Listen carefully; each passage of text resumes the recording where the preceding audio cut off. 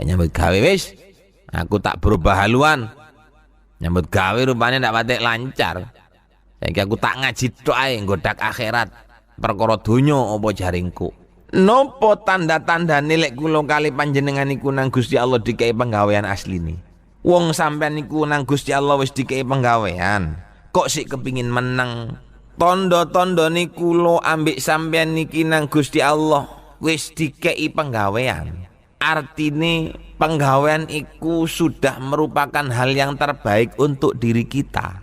Inggih menika Allah pun nyepakno penggawean nang sampean. Misal sampean nyambut gawe dodolan bakso.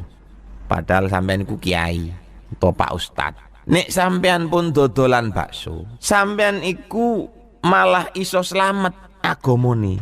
Artine selamat agamane, dodolan bakso waktune sembayang zuhur teko sampean sembayang zuhur nang masjid. Apa maning kadek duwe azan, duwe tugas azan di masjid. Niki ibadahe. Mulai nang omah sampean ndak bingung. Apa kok ndak bingung? Sing dipangan ono. Oleh ndi duwe? Oleh batine dodolan bakso. Dodolan bakso nyambut gawe kangge ngiseni weteng. Azan ono di masjid nyambut gawe nang Gusti Allah. Ibadah yo tenang, dhuwit nggih wonten. Lho sampean kok bingung?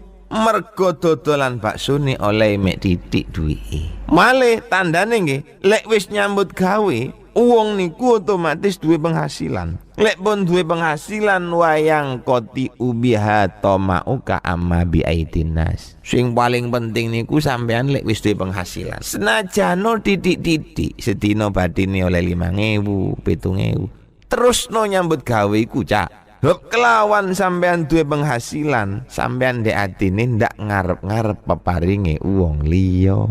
Lek ana wong liya duwe nikmat sampean yo ndak kepingin sebab sampean wis duwe penghasilan. Iku lho untunge wong nyambut gawe. Ingin menjadi mimpi indah, tak